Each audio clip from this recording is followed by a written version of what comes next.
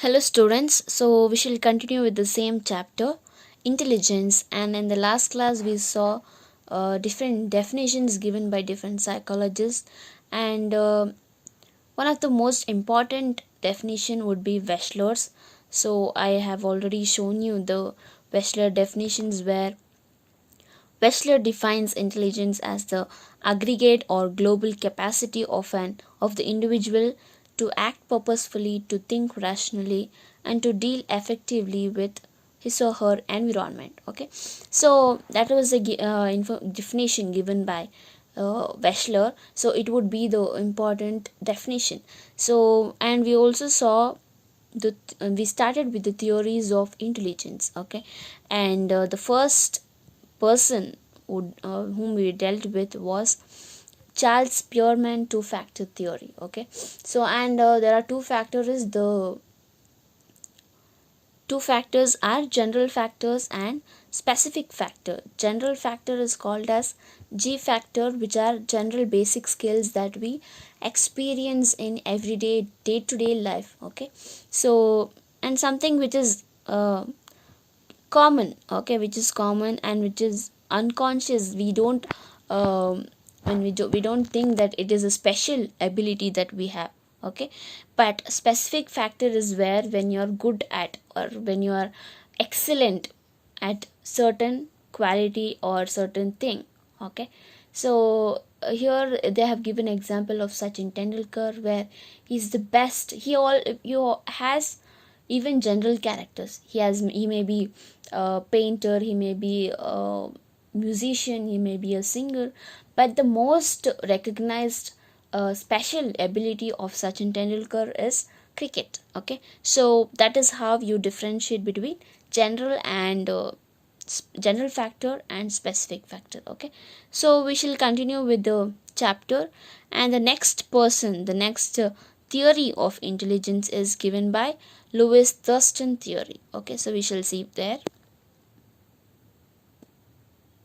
Okay, so here Lewis Thurston theory. So in the last class we studied about Charles Spearman two factor theory. So here is Lewis Thurston's theory.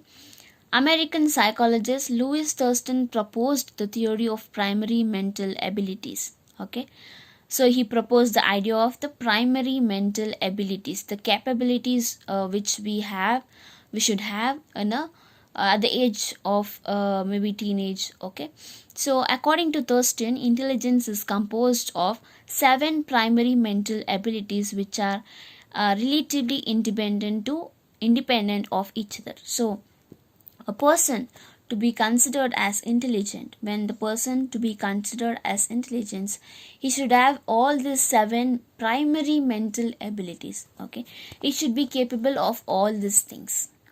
So that is when you consider a person as intelligent. There are seven primary mental abilities which are given by Lewis Thurston theory. Okay, so we shall see what are the seven primary mental abilities. Okay, so the seven primary mental abilities are, so on the left side we have ability and the right side you have description. Okay, so the first one is verbal comprehension, the ability to understand the meaning of words. Vocabulary test represent this factor. Okay, so verbal comprehension where you understand. So for example, when someone is telling you something, even without thinking you will be able to understand the meaning of the words. Okay, so the ability to understand. Okay, as soon as someone is telling you something you'll be able to understand that. Okay, so that is how, and it can be tested through vocabulary test represent this factor. So there is a test through which you can testify your vocabulary comprehension, I mean verbal comprehension. Okay, so the second one is word fluency. Okay, the ability to think of words rapidly, as in solving anagrams or thinking of words that rhyme. Okay, so here word fluency is where who are able to talk fluently without any break spontaneously. Okay, so this is basically very difficult task. Okay, not everyone could achieve it, or not and everyone could have it. Even us, we make sometimes, we always make a mistake. We can't speak spontaneously, and we obviously make mistakes. Okay, it is where you reach to the level where you don't have to pause or wait or stop to think of a word, or to make a word adapt to that sentence. Okay, apt to that sentence. So here word fluency is where who are able to talk fluently without any break. They will be not giving you any break. They talk very fluently, spontaneously, without any mistake, without any break. But it is not, I mean, we can't do that, because we always have to think, because we are from the our background is like that. Okay, and we have to think, because we need to have some different, I mean, have some apt words to use. Okay, so the third one is number or numerical ability, the ability to work with numbers and perform complex computations. Okay, so here the third one, number and numerical ability, is where the person will be good at calculating and numerical reasoning. Okay, so basically we can think one who is good at maths. Okay, with the ability, one who has the ability in number and numerical ability. Okay, so the one who has the ability to calculate well, to reason numerically. Okay, so this person also could be considered as intelligent. Okay, fourth one is a spatial ability, the ability to visualize space from relationships, as in recognizing the same figure presented in different orientations. Okay, so spatial ability is where looking at things at 360-degree dimensions, people will be able to imagine everything of the individual. So spatial ability is where you think around all the possibilities. Okay, from all the corners you think of the see, if there is a situation, you perceive that situation or interpret that situation in all different ways. Okay, maybe you will understand it in all different ways. So that is called spatial ability. And the fifth one is memory.